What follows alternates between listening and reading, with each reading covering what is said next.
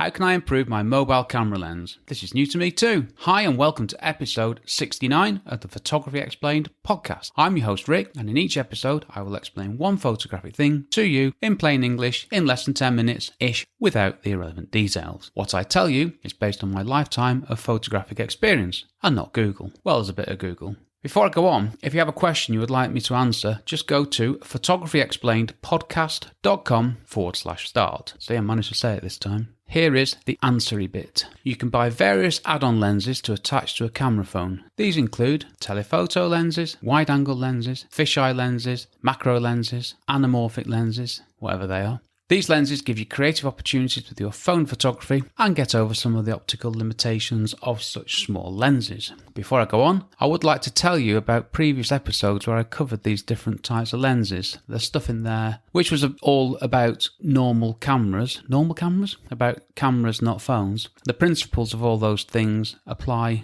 in just the same way to a camera phone, which if you think about it, it's nothing less than it's a small camera. Check out the episodes on telephoto, wide angle and fisheye lenses. I didn't do macro lenses, never thought of doing them, and I'd never heard of anamorphic lenses, I'm not going to lie to you, so I definitely didn't cover them. Right, the detail a bit. What do these lenses do? As I said, go back to the previous episodes and you'll find out a lot more, but here is a quick summary of each of them as they relate to phones. Telephoto lenses. These lenses get you in close, bring things closer to you. I'm not pigeonholing sports here. They can be used in any genre of photography, and they are dead handy on a phone because phone lenses are generally wide-angle lenses and wider than camera lenses. So telephoto lenses make the focal length larger with a bigger number, that's in focal length. The bigger the magnification, the closer in you get, and the more you have to think about keeping the phone still. Let's not forget that, but there is all that clever stuff in there to help us. Wide-angle lenses. With most phone lenses, you start wide and then you can add a lens on to go even wider. This is great for landscapes, interiors, architecture, well, anything else you want to photograph. Again, let's not pigeonhole this. Just remember that wide-angle lenses aren't great for portraits because it's not really a flattering focal length. So with a wide-angle lens, the focal length is smaller and the larger the field of view, as in you can get more in. Wide-angle lenses tend to be sold with a magnification factor of less than 1. A lens with a magnification factor of 0.5 gives you a wider field of view than one with a magnification factor of 0.75. Now, I think I should congratulate myself there for saying all those, for me, complicated words without making a mistake. Don't want to tempt fate now. Fisheye lenses. Fisheye lenses. Why fisheye lenses? Check out the episode on fisheye lenses and you can find out where the term came from. Now, fisheye lenses, you go even wider and you get crazy perspectives and very striking images.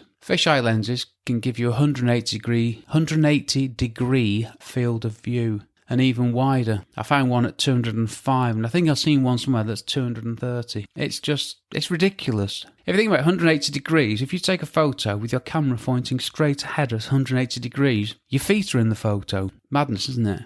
Fisheye lenses are sold based on the angle of view, and like I say, you can get lenses that go wider than 180 degrees. Macro lenses. Macro photography is where you get in really close to a subject. You can't really do macro photography without an additional lens. I mean, you can get your phone close, but you're not getting that like a 1-to-1 magnification. So you're photographing, say, a flower, and the photo you're taking is actual size of the flower. It's 1-to-1 ratio. What's next? Anamorphic lenses. I say I've never heard of them. I think I have heard of them. I just didn't know what they were. Well, what they do, these are for video, and obviously phones are great for doing videos because it's just so easy to do. If you put an anamorphic lens on your camera, it'll help you to get a classic cinematic look, which I love the sound of, and I'm not desperate. That was such a dramatic word, wasn't it? Which I'm keen to try out. So what do these lenses do? Well, they give you options and the ability to take photos that are different from everyone else who is not using these lenses. I'm not using them. And if you think about it, everyone's got a phone, everyone's a photographer, everyone's taking photos. So this is a really good thing to make you stand out. How do they attach to a phone? Well, they clip on in one way or another. I'm sure there'll be some complicated mounting systems on some of them, but the ones that I've looked at, in main, they clip on, and that's fine. Some are specific to a particular phone model, easy for me to say, and some to the overall width of the phone. Are they any good? Well, the quality will of course vary, but if you check out the reviews online, you can find some great lenses which are not too expensive. I'm not going to recommend anything here because I haven't used any of these myself. If I had, I'd be more than happy to, but not my place because I don't know. How much do they cost? Well, you can spend 20 quid and get a set of add-on lenses. You can spend 150 to 200 quid for a single lens. Depends what you want, how much you're prepared to spend, and the quality, but obviously just go to one of the reputable review sites and there's some bargains to be had. And there's also some really good kits as well where you get a number of lenses. Right, so what do? Well, I use an iPhone XS. I don't add anything to my phone. I don't use any of these lenses because I've got cameras. Well, of course I have. I'm a photographer. If I did though, I would get a telephoto lens to start with, as probably, 95-97% of phone pictures are taken by cameras on phones, which are by nature wide-angle lens photos. So 95 to 97% of the photos taken on camera phones are wide-angle photos. So you put a telephoto lens on, you're immediately setting yourself apart from the vast majority. That's the specifics, the talky bit. In the last episode I spoke about phone lenses, and this was the logical next thing, the add-on lenses. And the more I think about this one, the more intriguing I'm finding it. Like I say, the problem is that virtually everybody has a phone, and there are more photos being taken now than ever before. So any help to give us something different has to be a good thing. And I have to say, the more I think about it, am I going to use one though?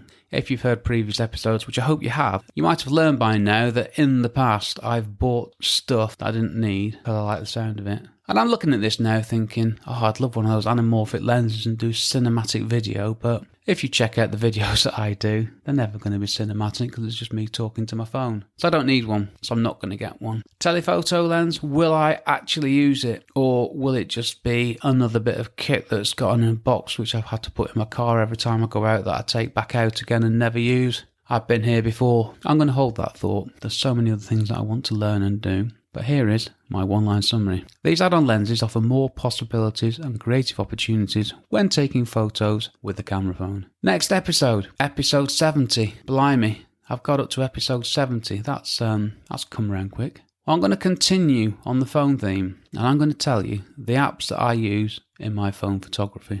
Again, it's not a sales pitch. This is me telling you what I use, and it's not a lot. Some are paid, most are free, but it's not many. You might be surprised actually, because there's not millions of apps out there, but there are a lot of apps out there. Okay, I'm done relatively quickly, which is nice. I'm getting back to my 10 minutes. Thank you very much for listening to my small but perfectly formed podcast. To find out more and do stuff to help me, check out photographyexplainedpodcast.com/start. This episode was brought to you by the relief that I've got a week ahead with my recordings. So next week's recordings are done. So next week I can work on the week after's and not be on a time pressure thing. So that's good for me, but not of any interest to you, is it? Right, like I said at the start, if you've got any questions, let me know. photographyexplainedpodcast.com/start. I've been Rick McAvoy. Thanks again for listening to me and for giving me 10-ish minutes of your valuable time. Actually less than 11. Short one this, not a problem. And I'll see you on the next episode. Cheers from me, Rick.